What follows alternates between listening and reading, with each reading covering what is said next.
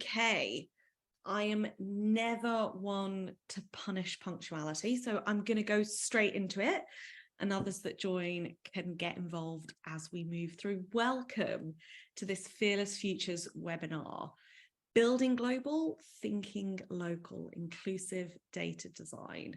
My name's Sarah Sharvesi, and I'm Chief Learning Officer at Fearless Futures, and my pronouns are she and her. And I'm so thrilled this morning to be joined by two incredible DEI thinkers and doers for this discussion. First, our very, very good friend, DEI leader and innovator, most recently at Meta, and fierce DEI advocate, Emma Cashmore.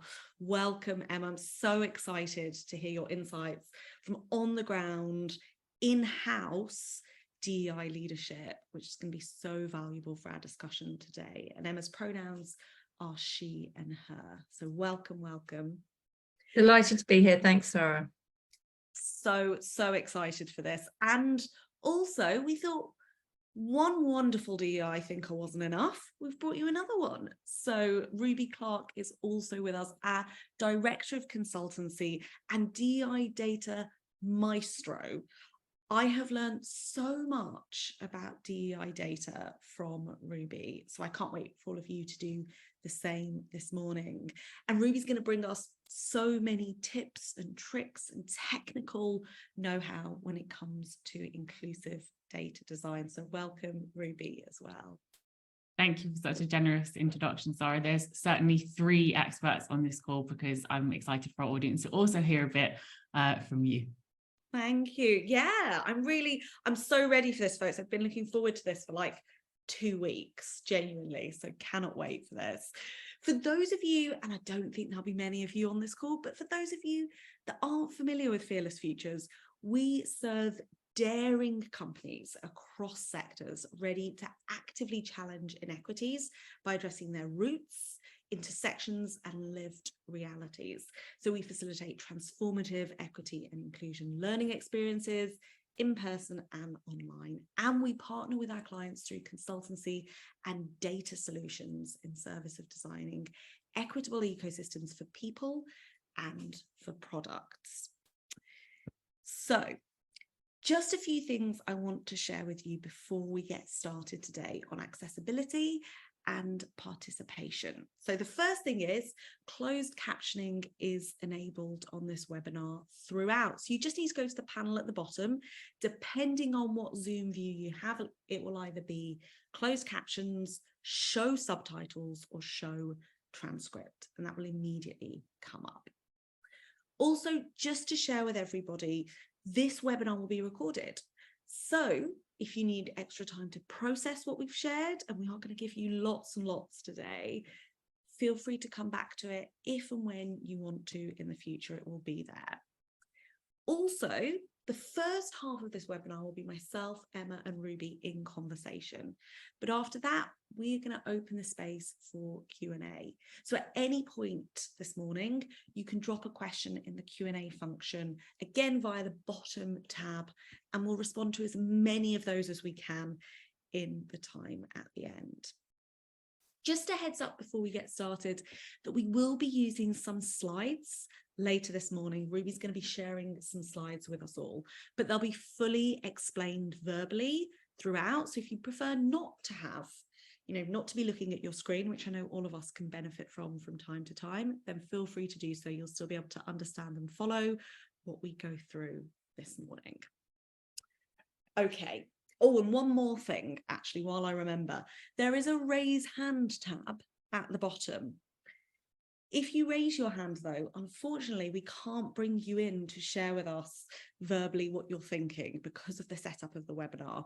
So by all means, raise those hands if you want to. Unfortunately, we won't be able to do anything with that functionality. Just a heads up, if you do raise your hand, you're waiting for someone to come for you. Unfortunately, that's not enabled on this webinar. So I cannot tell you, and I know everyone joining will have been in this situation as well, how many times DEI leaders and advocates working in multinationals across the world, across sectors, have come to me and they've said, Sarah, how do you do effective DEI work that is global in its lens, so it's interconnected, it's cohesive, but it also honors local, regional nuances and needs? That tension is consistently a challenge for DEI practitioners, and we hear it so often. And it's even more a challenge in the complex, sticky terrain of DEI data. So that's what we're going to be digging into today, the three of us, looking at the why and how of building global, thinking local in general terms, and specifically in reference to inclusive data design. And I really want to start in the space of the why. Why does this matter? And this is inevitably, Emma, where I come to you as somebody who has seen it all from a multinational perspective, ambitious DEI work. Why does taking a global lens when it comes to DEI work in general, and obviously DEI data specifically, why is it so important? Thanks, Sarah. Well, I think firstly, as a DEI leader, when you work across regions, countries, markets, if you don't, then people are excluded. And it's in the secret here is in the words DEI, right? So this for me is all about the equity and the inclusion. And I've always said, and I've often challenged myself and the teams that I've worked with to say, look, where does inclusion stop and start? Because, you know, globally, we are doing, I think, as DEI practitioners, a much better job of reporting out and driving accountability and getting evidence-based approach. But ultimately, when you're in region, in markets, depending where you're headquartered, you know, you're really hearing about different lived experiences, which therein lies so many of the challenges, right, around the practices that we're trying to deliver. And so for me, at the heart of this is about inclusion, and this is about delivering equitable outcomes. Absolutely love that. And I think when you were sharing that, Emma, what was really coming to mind for me was this idea of like the copy and paste approach that we see. And I get it, you know, I understand why it happens. But this approach where, you know, exactly as you said, you have certain markets, perhaps where you're headquartered, certain markets or regions where maybe the DEI agenda has progressed further. There's been more that's been done, the maturity level is greater. And so this temptation isn't there, but we can see where it's like, oh, we'll just take what we've done here because it's been so effective and just paste it over in these other regions, in these other markets. And exactly as you said, it's an entirely exclusionary approach. Firstly, it just won't work. Well, it absolutely won't work because, as you said, there are local nuances and needs that will be very different depending on the region. But also, like, what does it say to those staff and their trust in the DEI agenda? I often think that we're saying to them, we're not going to bother spending the time getting to know your needs. We're just going to kind of use what works here and put it on to you, particularly markets where, let's be honest, where, you know, the headquarters aren't. So people are already maybe feeling slightly out of the loop, feeling possibly also, if they're kind of global South markets, feeling that their markets aren't as important, aren't as lucrative, therefore their jobs don't matter as much. So I really feel as though when you were talking, I was like, that is just such a danger that we see in this space. Understandable, because people are like, well, you know, as you said, evidence-based, it works here, so can we make it work elsewhere? But it really ignores the needs of certain markets and regions, and it articulates to them that they don't matter as much, which is going to erode their trust in the whole DEI agenda and perhaps create resistance later down the road. So that's kind of one of the dangers that we see coming up in what is a tempting approach when it comes to kind of global DEI work. I want to stay in that space. I promise, folks, we will move beyond it into solutioning, but I do want to stay in that space just because you have such incredible insights from the work that you've done. When we kind of zoom in on DEI data, but also just thinking about DEI work more generally, and looking at it through this global lens, what are the issues and challenges and pitfalls that can arise in this space? What have you seen on the ground? Well, I mentioned earlier, didn't I, that we are taking a more accountable approach, reporting externally and holding our feet to the fire. It's all good. That provides us the challenge internally. And I think the first driver of data often is company goals. Now, companies have put out company goals, right, which is the right thing to do. But again, therein lies a challenge of itself, because depending again where you're headquartered, how global you are, which markets you're in, that means that the lens, and we've heard this expression time and again, you move what you measure. And so processes, people, solutions can often be driven around one particular underrepresented group. And for a lot of us, that's often meant gender, right? When you're working in markets like the UK, whether you're headquartered here or you've got, big hubs, you're looking at the different countries right across Asia. Again, we've talked about different lived experiences.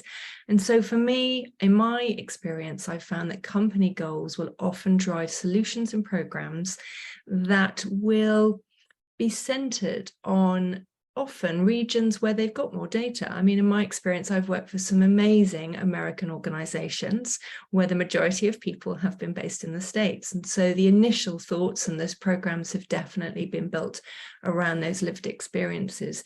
And to your point, Sarah, we've heard these expressions, sadly, from our employees, that this is a people-centric and US-centric solution. Often, you hear it right across all the regions that I've worked in, and that's not just in DEI, but in many of the people agendas. So I think the first one is company goals. For me, we've got to be really thoughtful if we're going to measure certain things, if we're going to move certain things. And in my experience, I just think about recruitment, often that's been the lens at which people wanted to measure. But actually, I've had employees and recruitment teams come to me and say many, many years ago, what can we do beyond gender? So I do think there are solutions that you can design beyond gender. The second issue for me is more around, well, if you decide then to collect the data, so let's say you go through that really rigorous process of thinking about your data privacy and legally what you can collect, then obviously there is a time issue, because often to get to valid data, it can take 18 months, 2 years. What do you do in the meantime? Do you keep saying to people, we'll wait before we get to this, we're collecting it? Do you do something? Clearly, there are other ways that you can do it. And then, of course, when you start collecting the data, you can't collect it everywhere. It's not the panacea. So, how are you going to go about it? Perhaps your sample sizes are too small in some of the countries that you're looking at, which then says, well, if only there were more of you, we could tell you why there were less of you, right? And so that provides its own challenge. And like I mentioned, I've certainly, in my experience, had to come up with more inclusive solution design with my team, where we've put time and resources into figuring out ways. But that's really why I'm excited to hear more from you today and from Ruby, to think about what can we do, because I can talk to examples of where I've created inclusive programs and solutions, but it's evidence-based by, I guess, leaning into those communities and hearing from them, right, and taking a more perhaps resource-heavy approach. And so if there's a combination of being able to pick up the data whilst also looking at the nuance that you need to understand, then I think we could hit a better sweet spot in the future.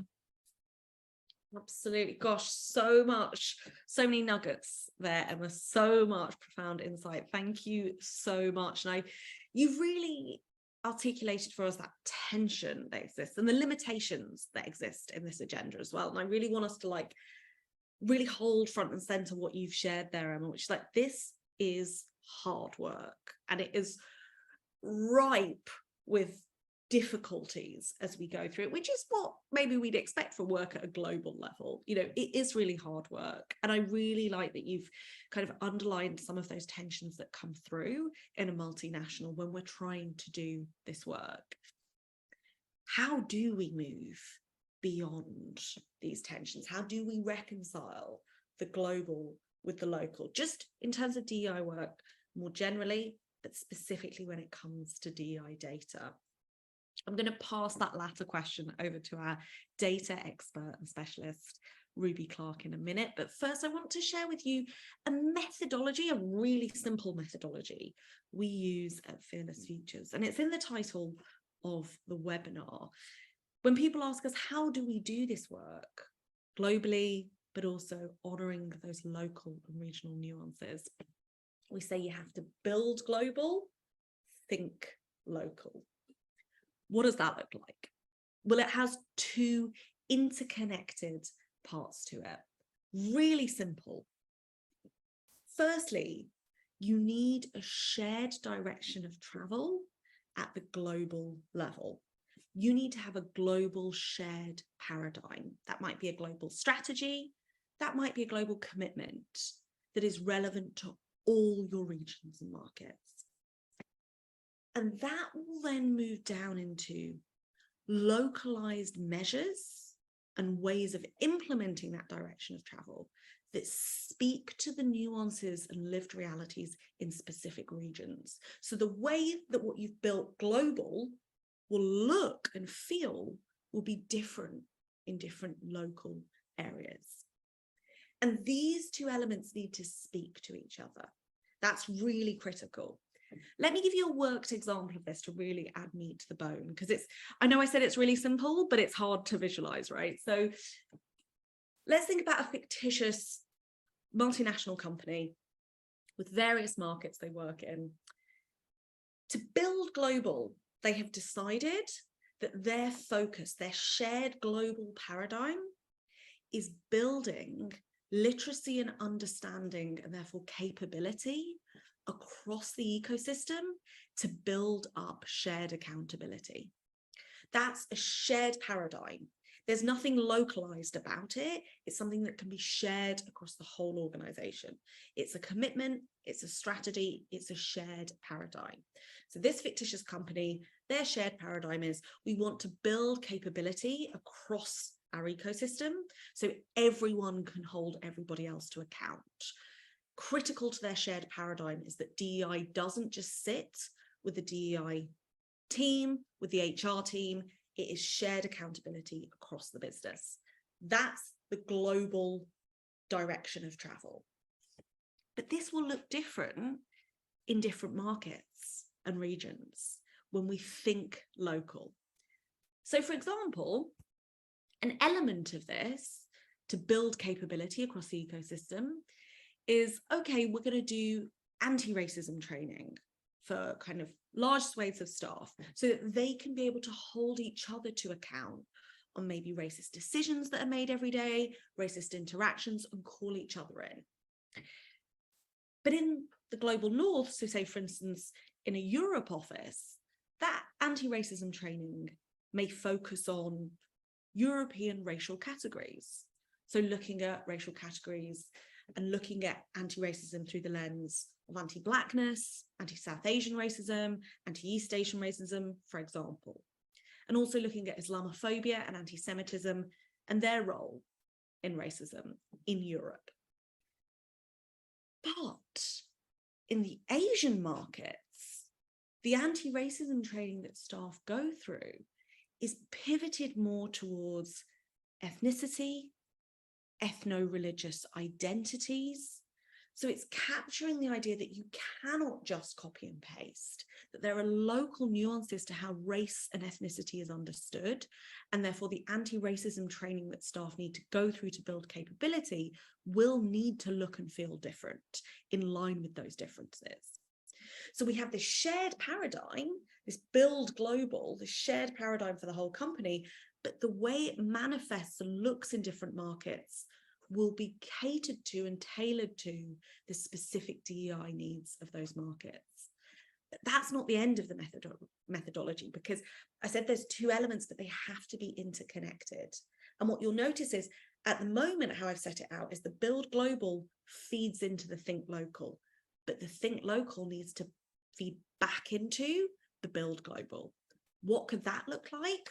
Well, there's a range of things. It could look like in this fictitious company, individual representatives from different regions then come together after they've built their capability on anti-racism in their own regions to build together a global definition of racism that suits all markets, and a global toolkit that allows people from other markets to engage with resources, language on racism specific to certain markets.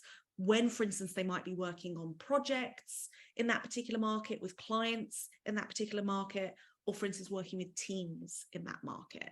So what we're saying is build global, think local is not just about the shared paradigm, the shared DEI paradigm that feeds into different localized measures. It's also that different localized measures feed back up into global discussion and dialogue, so that you're really reinforcing consistently that relationship between the local and the global. I've thrown a lot at you. I'm almost certain there were notes being made there. Remember, you can come back to this webinar as well. That's the overarching methodology, but I've given it to you in very general DEI terms. In this case, more to do with capability building. But I want us to get into the really tricky, sticky area of DEI data, because this is where it is really hard to build global, think local.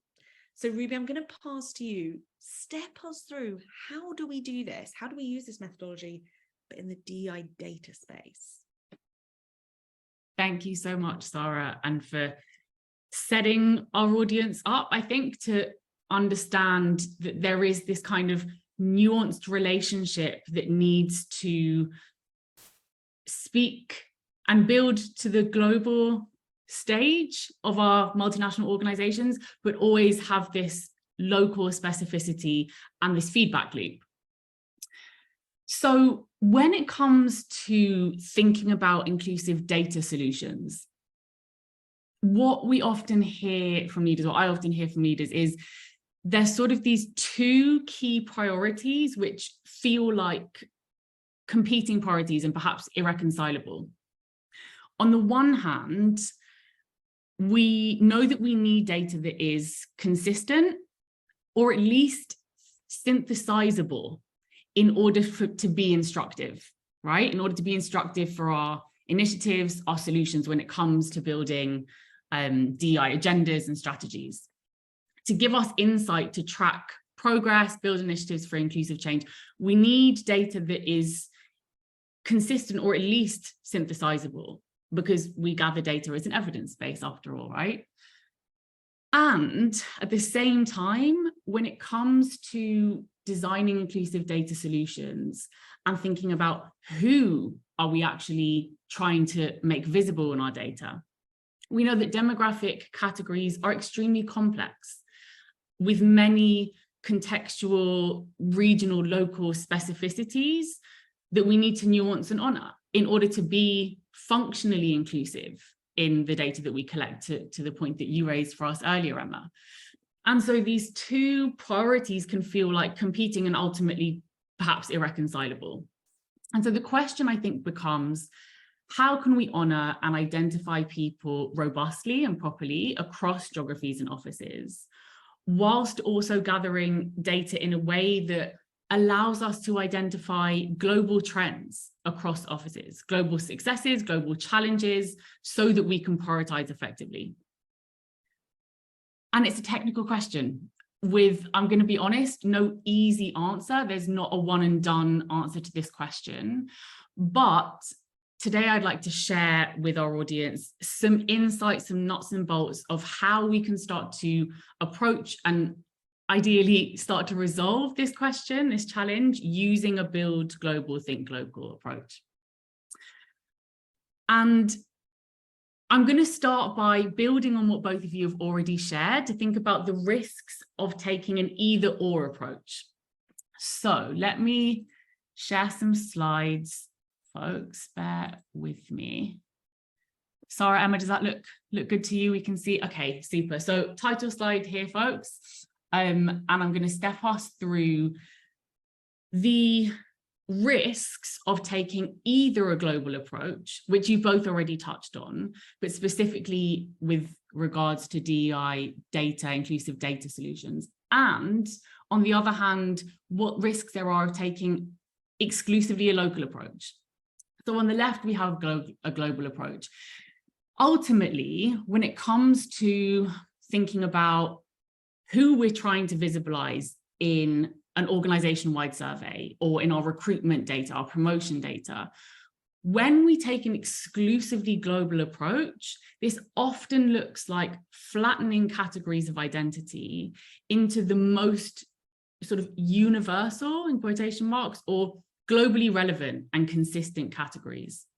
And the risk, Emma, you pointed this out really early on in our conversation, is that ultimately this ends up erasing people's identities, and usually erasing those identities and experiences which are the most marginalized in our societies. And so the result is we have both a functionally exclusionary approach, which is not only reductive, but it leads us to this very sort of thin and incomplete data set. And that's going to inform the robustness, if you like, of the solutions based on that data set, right? Based on that evidence base. So when we take an exclusively global approach, we can end up with this very sort of flat, homogenizing set of data, and our solutions don't speak to the nuances, specificities of experiences across regions. On the other hand, when organizations take, particularly I'm thinking here about multinational global organizations, when there's a exclusively local approach to inclusive data, and local offices are sort of doing their own thing, it might favor specificity in those regions and offices. But ultimately, if there's no strategic cohesion across offices, there's no real dialogue, the data might be rich in individual data sets, but there's no coherent global trends that we can identify. And so synthesizing data, comparing and collating the data becomes essentially impossible. And then that leads to these sort of dispersed initiatives happening across companies, responding to local contexts, but without an understanding of the whole ecosystem. And funnily enough, when there's this kind of exclusively local approach being taken, what we often see is then that any global strategy is actually informed by the biggest HQ offices. Again, you two both spoke to this earlier, so underlining that point. The offices that have the most data, have the most people perhaps, are the most lucrative, they then end up being the data sets that set global strategy. So we need to build global and think local. How do we do that? Sarah, as you said, we need to have a strong framework with which we design our data solutions, from collection to analysis to reporting, that enables this local relevance and global synthesis and reporting. So what are the priorities that we need to be thinking about to action this approach? Well, we need a method that visibilizes these sort of main groups, overarching, maybe globally recognized categories around race, around gender, and minorities and specificities within those categories. We also need a format which allows people to respond to questions quickly so that we aren't creating sort of labor and fatigue in the questions we're asking using this approach. We also need that format to have some ease in the analysis that we're going to perform. Because ultimately, if we create really, really complex methodologies for collection and analysis, and then it takes 3 years to get through the synthesis, it's not very effective for solutioning. Fourthly, we need an overarching framework of systemic inequity that allows us to understand people and communities' relationships to global systems of inequity that we're trying to solve for. This is really important because one of the tripping hazards I see in inclusive data design approaches is that we're not rooted in, as you said, Sarah, this shared paradigm. Why are we doing EDI work? Who are we doing this work for? And so we need an overarching framework for our data design and solutions. And finally, we need a method that allows us to synthesize local data within a global framework. This is very connected to the third point, a format which allows some ease for analysis. How do we bring data sets together? So these are some of the priorities that inform the techniques or approaches that I'm going to step us through now. What does it look like to use these 5 priorities that I've offered to build global and think local? So I'm going to step us through an example, thinking about what this looks like when we are trying to collect data around race and ethnicity in a global organization, thinking locally. So again, this might be for our organization-wide surveys or recruitment, progression, perhaps pay data. And I would imagine that folks will already be thinking this is one of the most complex and nuanced areas to think about a cohesive data strategy around. And I agree, it is. These are some of the reasons. Some of the challenges around collecting, comparing, and making cohesive the data on race and ethnicity in a global organization. First of all, there are differences in specific population makeups that determine the classifications in a particular region or country. So the specific population in a specific place will contribute to determining what classifications are relevant. Additionally, though, there is this nuanced and complex and actually very subjective nature of the category of ethnicity. The way that we understand ethnicity is very different across regions and for specific communities. So that throws up a challenge of how do we have a consistent approach. There can also be differences in the specific terms used to describe ethnic groups in different areas. And that is a challenge when we think about if there's different communities that have some shared experience but are using different terminology, where do we go from there? We also have the reality, Emma, you pointed this out to us, that ethnicity data is not and cannot be collected in some countries. So how do we ensure that we're being inclusive if we have a legal paradigm in which we can't ask people certain questions about who they are, their experience? Ethnicity, I should say, is classified differently in different countries. This is connected to the terms that are used for specific communities in specific places. And so if we think about, for example, in the US, there's 2 separate questions at a minimum for federal reporting, that is, for the purposes of race and ethnicity. So there's a question on race that has 5 categories. And there's another question on ethnicity, which has 2 categories of Hispanic or Latino and not Hispanic or Latino. That's a very specific distinction that's made in the US around race and ethnicity. And so, again, it highlights our 6th point, that there is a nuanced, subjective, and again, complex relationship between race and ethnicity globally. So there's lots of challenges for us to think about. How do we start to approach this in a way that doesn't just default to saying, okay, we'll just take a global approach. We'll just go for like the 5 main categories and hope for the best and hope that that speaks with enough nuance. Or we're just going to let all officers do their own thing, because how could we possibly manage all of this complexity? To build global and think local, when we're thinking through race and ethnicity categories, first of all, we need to build global frameworks. And we need to ask, again, this priority of having a systemic lens on inequity. What are we trying to solve for? Why are we gathering this data in particular? Why do we need data on people's racial and ethnic identity? And so we need a framework for understanding that. And then we need to think locally about the specificity of options we offer people around sharing their racial and ethnic identity.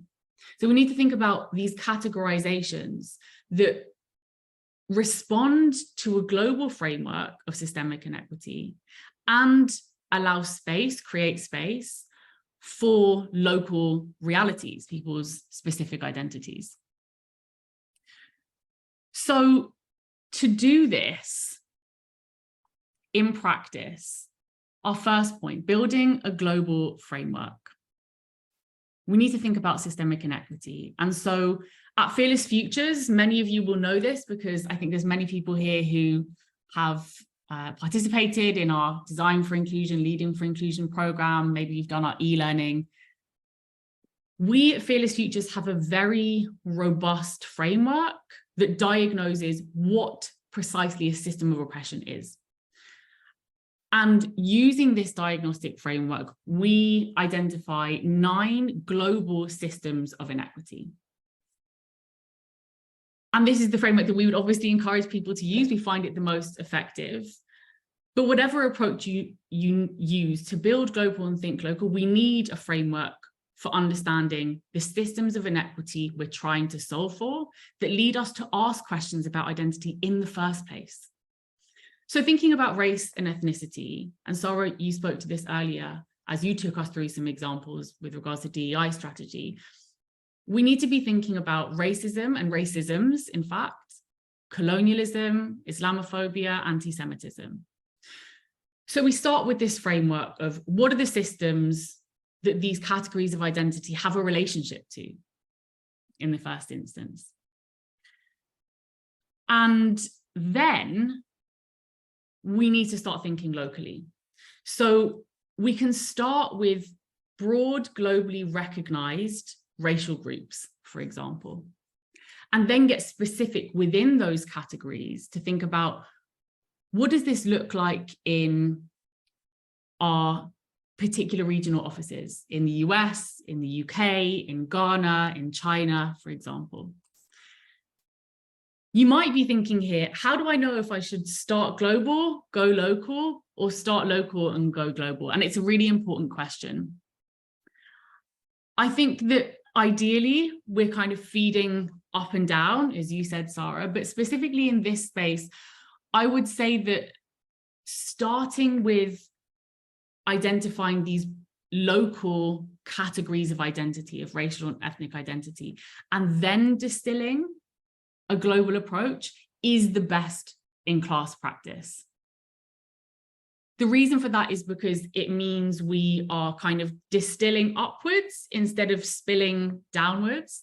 But in saying that, the reality is that a lot of organizations will be starting with this kind of existing copy and paste approach that Sarah, you spoke to earlier as well. And so with that being said, if we have this kind of global copy and paste approach, this very broad approach, I want to spend some time thinking about how do we go from there and broaden out to think locally and then feedback through. So our first step in building global, and I have a table here, folks, an example table thinking about race and ethnicity and how we do apply this framework in inclusive data in this area. We can start with these very broad, largely globally recognized categories of race and ethnicity. Now, I don't have an extensive list on my table. I just have a few examples to shed light on what this looks like in practice. So we take these broad global categories and we start to map them using the framework of systemic inequity that we started with. So thinking about racisms, Islamophobia, colonialism, and so forth. And so we map, for example, we have here in the category of race, some globally used categories of Asian, Black, Arab, Latino, or Latina, Latine, and white. And then we think about, well, what are the racisms that these identities are connected to, these global systems? We have anti-Blackness, anti-Asian racism, anti-Gypsy, Roma, and traveller racism in the UK, and Islamophobia, right? So we have a global starting point for our framework, and then we need to start thinking locally. We're distilling down to broaden out.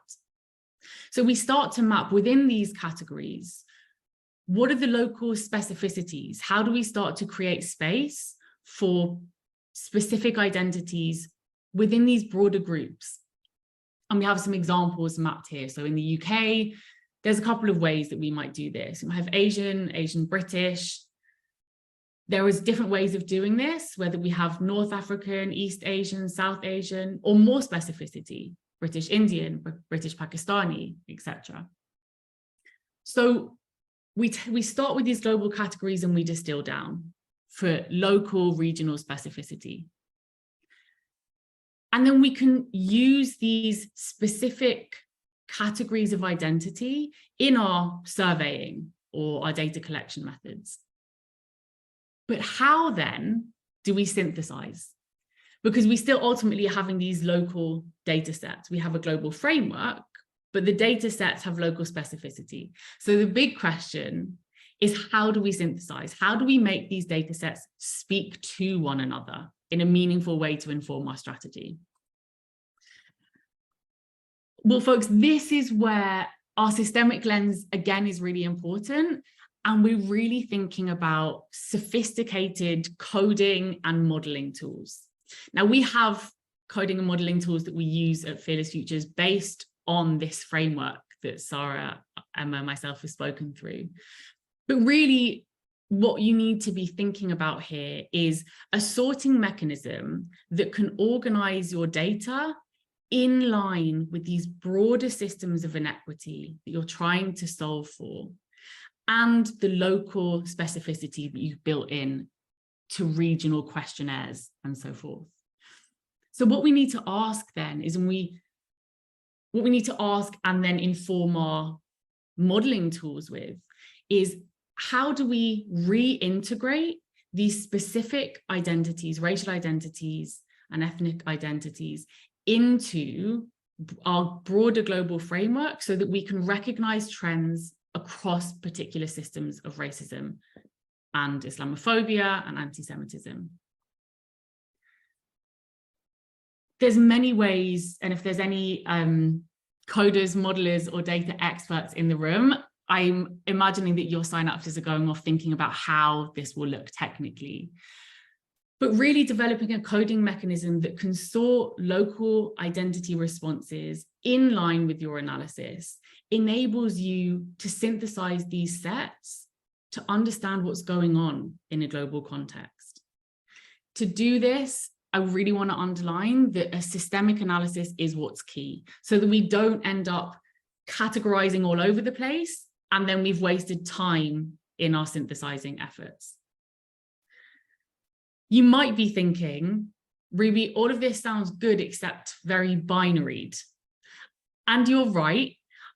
We would really encourage, for the most robust and effective inclusive data solutions, to take an intersectional approach and to develop sorting mechanisms that allows you to see the specific experiences of perhaps Jewish folks who may be subject to anti-Semitism and heterosexism through their identity, which may be queer or not within the heterosexual identity. That being said, I'm aware of time. I don't have time to take us through how we would apply an intersectional lens to this, but I'll summarize what I've taken you through, because I know it's been a lot, folks, and very technical, before I hand back over to you, Sarah. Oh, that's an interesting glitch in my slides. Is that clear? Can we see the full slide? Sarah's giving me a thumbs up. So an exclusively global approach, folks. Copy and paste, it risks erasing folks, and often the most marginalized. It produces thin data that leads to often misguided and incomplete solutions. On the other hand, an exclusively local approach usually means there's no centralized framework or strategy. And so comparing and collating data to understand these global trends and solution on that basis, nigh on impossible. Where there is global strategy, it's also often actually informed by the biggest HQ offices. And so the global, local, exclusive approaches can share that. So to build global and think local, what do we need? We need an overarching framework of systemic inequity that understands people's relationships all over the world, all over our offices, to these global systems that we're all trying to solve for. We need to map and organize global to local identities in relation to these systems. And then once we've utilized this approach, we've gathered our data, we need to develop robust sorting and or coding mechanisms that allow us to synthesize and create a feedback loop so that we're constantly able to iterate and find those trends that we can solution on the basis of. A lot from me, so I'm going to hand back over to you. And folks, I hope this was useful. There's a lot of technicality in there, so please do feel free to go back to this recording after the fact and distill the knowledge that's most useful for you. I'm not going to lie, my brain were just so many wow moments there. Thank you so much, Ruby. I think what was so nice through that process was to see how you do that build global, think local, and move back into the build global again. Having that shared paradigm first. Whenever we're collecting data or analysing data, what do we mean by inequity? So what types of categories do we need to be looking for, no matter which region we're in? How are we defining which particular types of identities we really need to understand their experiences in our organisation? Then we're funneling down to the think local. Okay, let's map what those identities look like. We can have a global idea of different identities, but then let's really list all the different identities that sit within that, within a specific locale, within a specific market. And then how do we code in a way which is able to bring these categories together? And I know Ruby is an absolute legend of all things coding, but how do we code in a way that brings all of these categories together and allows us to see global patterns in line with what we understand inequity to be? Just absolutely phenomenal. I know I will be coming back to this recording. I am 100% certain, with my pen and paper, and I'm sure there will have been some furious note taking during that section. So just thank you so much for that, Ruby. That was so profound. I wanted to ask you a follow-up question before we move to the Q&A that I think is really useful here, because both you and Emma have spoken about some of these challenges that exist. And one thing that I'm hearing from you folks is like there's a legal space here that we need to be really careful of. And, you know, I want us to get really practical in this discussion and be honest about like, what are the limitations and how can we overcome them? So I'm just interested in that space, Ruby. You've given us this beautiful, ambitious methodology. Where are the challenges? And can you speak more about the legal challenges here and how we might overcome that? Great question, Sarah. And I always think it's really important for us to stay in the space of practicality and recognize that there are limitations. Like in a perfect world, we could gather data on race and ethnicity everywhere in the interest of racial equity, but we can't. So we know that there are places in France, for example, there is an outright ban on gathering that data.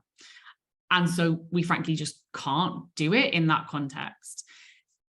Now, that being said, there are other places where there's actually more complexity in the legal terrain, but what often happens is we kind of group all areas where it's a bit more sticky into the like no-go zone. And I really think that it's important that we're clear about where we cannot gather certain demographic data and where actually we can on the basis of consent. If we think about Germany, for example, a lot of organizations won't gather data on race and ethnicity in Germany because there is understood to be this tension between the employer's interest and what's called the employee's rights of personality. I won't get into the sort of detail of that, but that's the ultimate tension within the legal framework. But in a couple of years ago, the labor courts in Germany actually found that there's no violation of the right of personality where there's voluntary participation. In other words, as long as you ask people to consent to gathering their data, that's no problem. There's no legal issue. And we would always say, and it's often the case legally, that you can only gather data on the basis of consent. But the point I want to really underline is, do take the time and invest the resource to research where actually it's not a one and done approach. If it's complex, it doesn't mean you can't gather data. So that's the main thing that I'd underline in terms of thinking about the legal kind of parameters and challenges. Sarah, can I just add as well? I think, thanks, Ruby, this has been excellent. I think that basis of consent, this is about the risk and companies making the decision versus the reward. And I know we're going to get more into the practicalities, because you're painting a future which we can, depending on where your brain is at, because like everybody, I'm sure on this call, from the information that you've shared, particularly around the coding piece. But I think that's the trade-off, right? Where if a clear framework, for me, what I loved is that it helps create that common understanding. And firstly, for people leaders, because you're making this decision, right, with your legal and data privacy and people stakeholders. And so I think that's a really big step, just being able to lay it out as you have. But, and I know we're going to come on to this, but it's really, well, if I take the risk as an employer and I decide to collect it and do all this research, then what is it that I'm really going to get at the end of it? Exactly. I really love that risk versus reward, and how you might be able to have those conversations that are going to be very difficult internally about why you need to investigate further how you can gather this data. Exactly as Ruby said, it might be like people see that top line of in Germany, XYZ, and people are like, right, no data collection. How can you really reinforce to people what they can get out of this picture if they do try and investigate that further, and the legal potential further?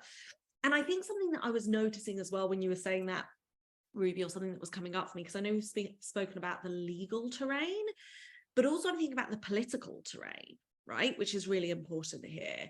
Depending on the political reality in different regions around the world and different markets, it may be difficult to gather certain identity-based data, not necessarily because you can't gather it, but because of a politically unstable situation that means people will not be willing to share certain things. So I'm thinking about ethnic tensions that do exist in certain parts of the world, where simply, saying I am of this ethnic group could put you at risk of danger, because in that political moment, being understood as a certain ethnic identity is, certain ethnic groups are being persecuted, they're being seen as less legitimate as citizens of a country. And we can go beyond ethnicity for that. I'm thinking about also gender identities, sexual identities, and how the law might not be the only thing we need to think about here. We need to be really attuned to the political realities in countries,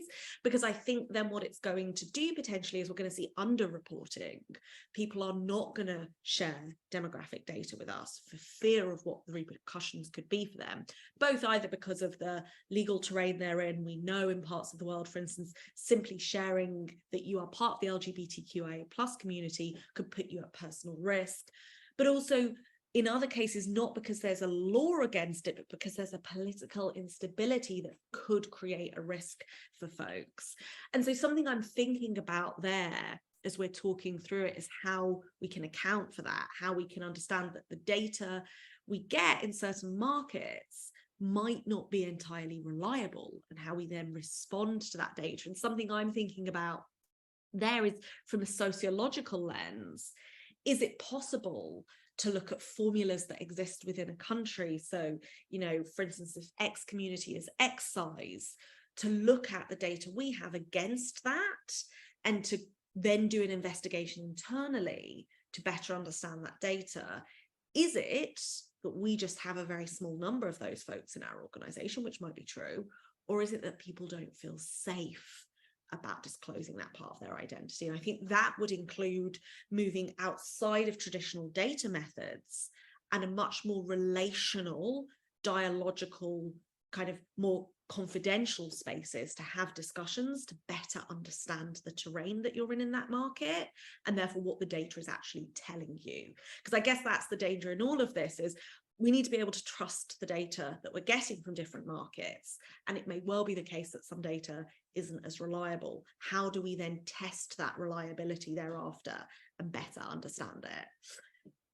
We've thrown so much at you folks. I'm sure just lots and lots of light bulbs going off this morning. I'm so thankful for the insights, on the ground insights from Emma, and those technical pieces we can take forward from Ruby. Just such a perfect marriage of thought this morning. So thankful for that. But it's not just a conversation between us. This is very much a conversation, a dialogue for you to get involved in as well. So before we go to the Q&A, what I'm going to ask you folks to do is, my amazing colleague Shauna, who's producing this for us, so is behind the Fearless Futures screen, will put a link into the chat, and there's just a quick survey we'd love for you to complete for us while you've got the time, because we love to know how these events go, and we like to know what else you'd like us to run for you, so that we can keep being a really useful resource for you. So do click on that link and fill that out for us. And while you're doing that, any questions that you have for us? I've got a few that have come in so far, but any questions that have come up in the process of this, please get them into the Q&A function. Now I'm going to give you a couple of minutes and we'll restart with the Q&A in a second.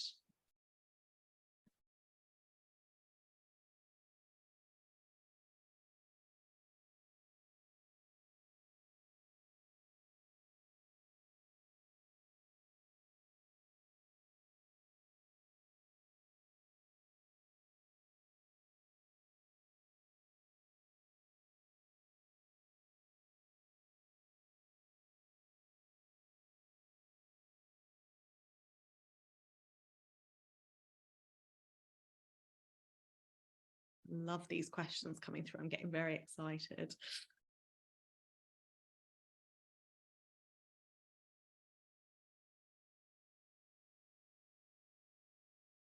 Just another minute, folks. Please do fill out that survey as well for us. It will literally take you 30 seconds. Or longer if you want to give more information to it.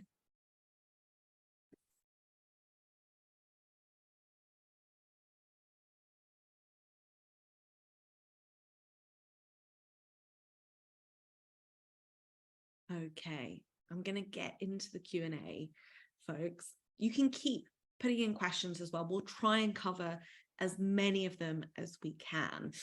The first question, this is quite a practical question. So how would you advise we define the different identity categories people can choose from when sharing their DEI data? Should we use the census? And I'm going to go to Ruby for that one. Ruby, what do you think? The census. I thought that might come up. It's a really good question. I think there's a tendency to like sort of, it's not a very nice phrase, but throw the baby out with the bathwater on all things census. And I think there are issues with census categories, namely that we just have other everywhere. And so I'd advise against using other as a capturing category for actually a lot of complex,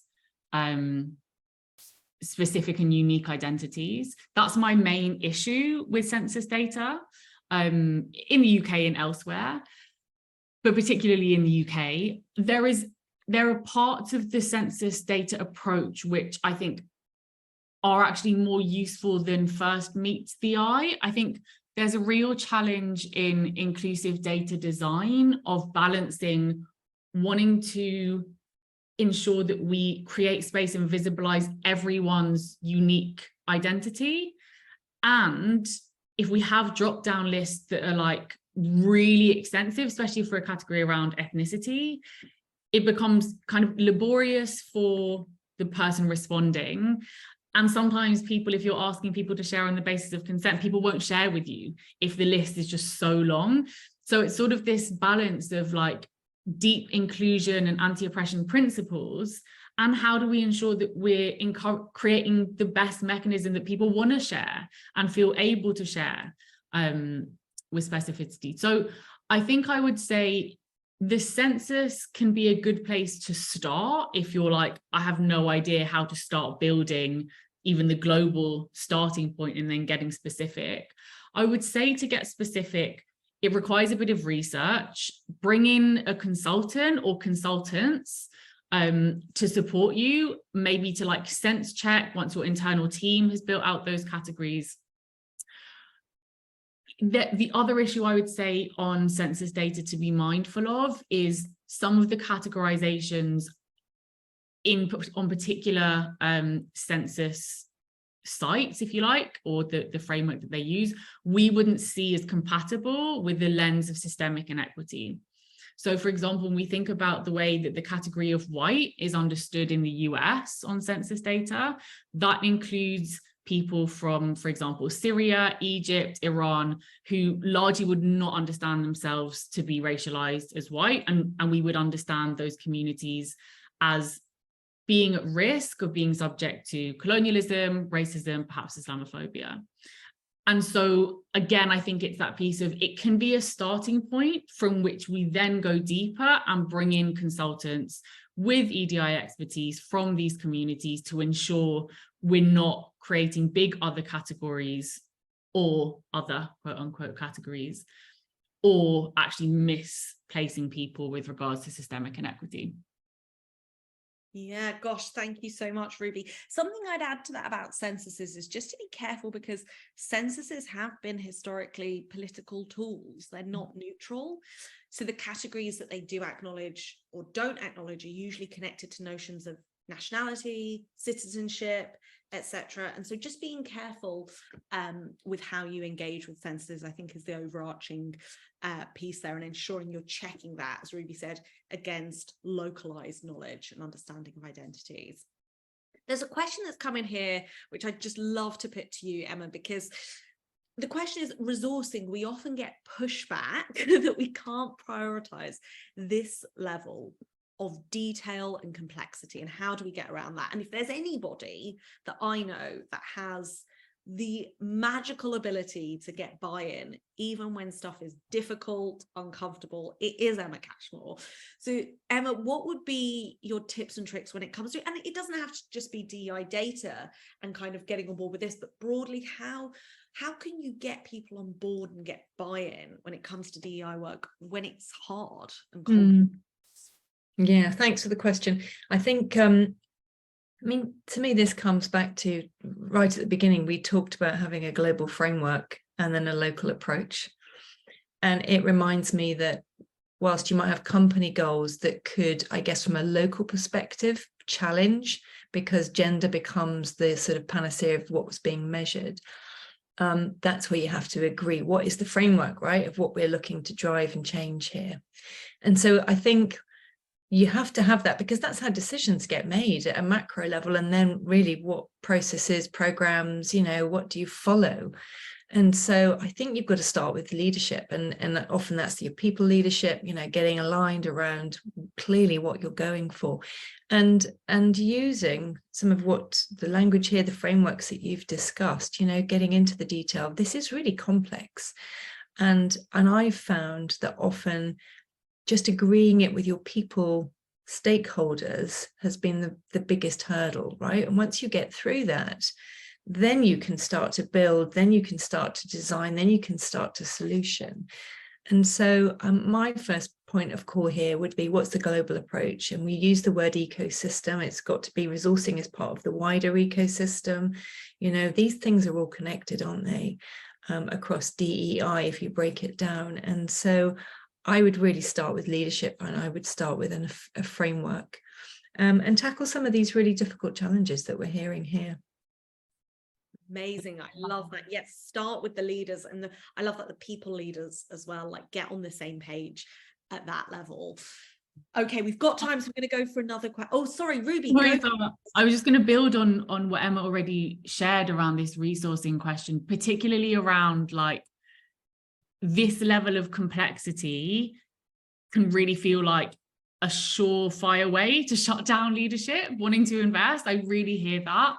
And I think one of the things that's worth noting, two things, in fact. Firstly, when it comes to bringing in automation, coding around data, it's investment in the short term for a long-term, effective, lower resource required solution. And leaders tend to like hearing that. The second thing is this kind of best-in-class approach is really exciting if we can get leaders on board and get buy-in to actually be industry leaders, right? In our sector, to show that we're doing this work in the most robust and inclusive way, and being an example for our peers and other organizations for what it looks like to be innovators in this space. Yeah, thanks. And I was actually in my head, I was taking resourcing as recruiting. And so I was thinking about it from that perspective. Apologies. Whereas you're absolutely right. This is about the amount of people, right, that you're putting against this. And it's that short term versus long term. Ruby, thank you. Yeah, thanks, Emma. Absolutely. Okay, I am always ambitious, so I'm going to go with another question. This will be our final one. So with an increasingly globally distributed workforce, how does it, how does it work with the legalities when people are moving from one place to another? Yeah, where data collection and or racial and ethnic identities may be received differently. So you've got what is increasingly the case, I think, this moving mobile workforce that doesn't stay in one place. So you might have somebody whose identity would be understood in one way in one region, then moving to another region to work from a different office, or to kind of perhaps even on a project-based approach. How does that then influence the data and how their ethnicity and race is to be understood and received? Really, really interesting question. Ruby, I'm going to go to you first on this. What do you think?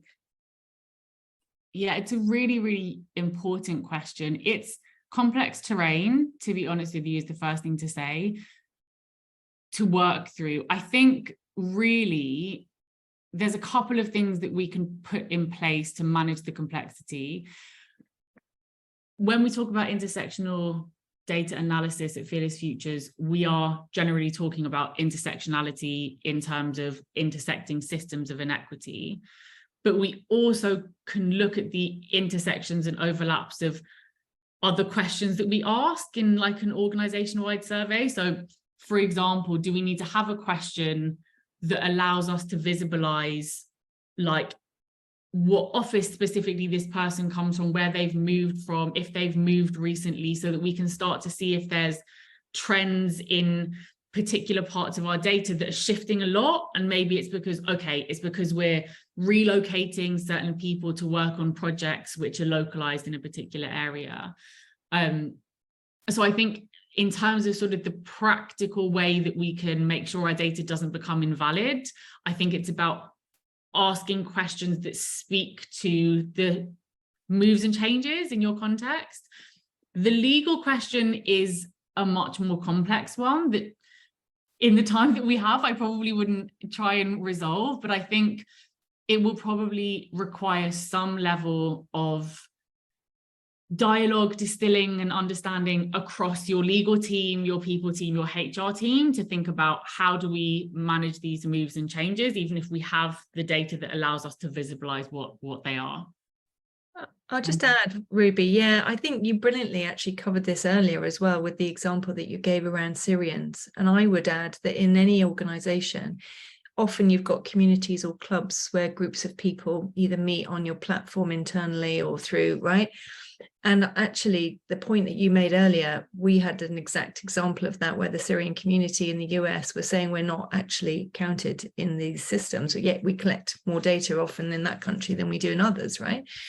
And so if I go back to the framework that you showed earlier and that whole point of starting local, census often is a place to start because of the work that's been done, right? And it meets with the needs of other reporting in country.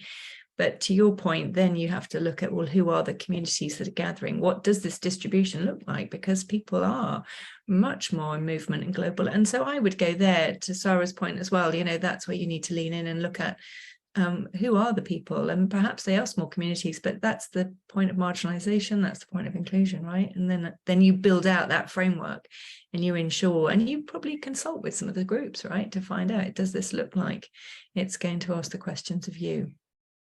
Love that. Thank you. Underline that as well. Sorry, Ruby, just the consultancy, like reaching out to people and having the dialogue with them to double check exactly as you said. Does the census reflect your lived reality? And if it doesn't, we need to do something else in this space as well. So the consulting and the reaching out and the dialogue is so integral here. I think just something I would say in reference to that question, folks, is also it then becomes a question of what you're using the data for, right? So for example, in that, I'm thinking about a particular person, say, for instance, that lives in one region. Perhaps they're a Pakistani person that lives in Pakistan, and then they then perhaps move to work on a project in, say, the US, in California. Their identity as, say, a Pakistani person in Pakistan is going to be a very different experience to a Pakistani person in the global north more widely, but certainly in the US and in any kind of European country as well, and other parts of the world. And so the question then we're asking is, how are we using the data and what's it for? Are we using data just to give us a sense of who is in our organization? And in which case then doesn't change anything when they move to the US, because we already are accounted for knowing that they exist within our organization. But if we go back to what Ruby said, which is the central core tenet is systemic oppression, the question we're asking ourselves is stops being who exists here, but more where might marginalization be showing up and how can we mitigate it?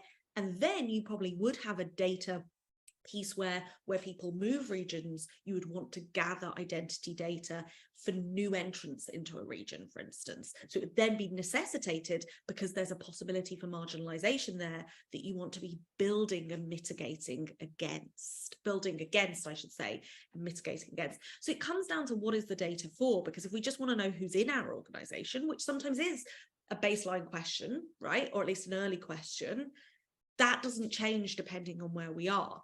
But if our whole focus at the build global level is where is marginalization showing up, how is systemic oppression being furthered, then suddenly it's never going to be enough just to know who is where. We need to know who is moving regions and what realities that is creating for them. And so we need some sort of, whether it's an onboarding mechanism when people are onboarded onto new projects, onboarded into new offices, some sort of mechanism that means that we take that data again through that new local lens that they're now in as well. I'm aware of time. I could keep going all day because I love this topic, and I just think we've covered so much incredible ground. We started with why this matters and really got those incredible insights from Emma on the ground, what some of the issues are that come up when you're doing this work in-house as a DEI leader and innovator.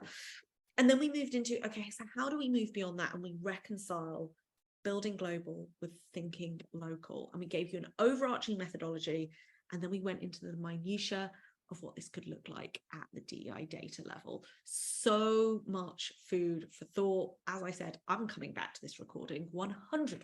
So I'm certain others will be as well. Thank you so much, folks, for giving us your time, for giving us your incredible questions as well. I'm sorry we didn't do every single question or didn't get through every single question. Thank you so much for being here with us and for choosing to give your time over to this issue and this agenda this morning. We really appreciate you doing so. Thank you again. A huge thank you to my incredible guests this morning, Emma Cashmore and Ruby Clark, such incredible experts, and have given me so many things that I want to go away and muse upon and talk more about. So thank you to both of you so much. What next? Well, folks, we'd love for you to stay in touch with us. So you can find us on all the social media platforms, LinkedIn, Instagram, Twitter, we're on all of them. So come follow us, find out what we're up to. Also, if you have a very specific question or you would like to talk to somebody at the Fearless Futures team, you can email hello@fearlessfutures.org. So you can directly speak to somebody at Fearless Futures.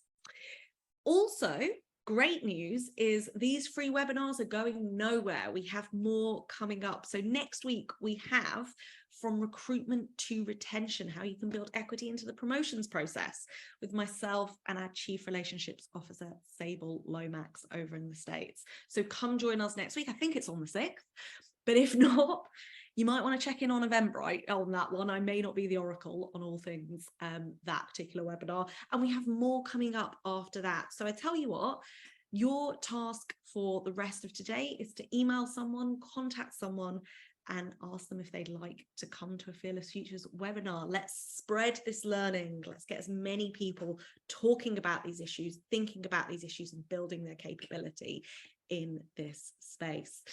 Thank you again so much for joining us. Have a wonderful rest of your Tuesday. Bye-bye now.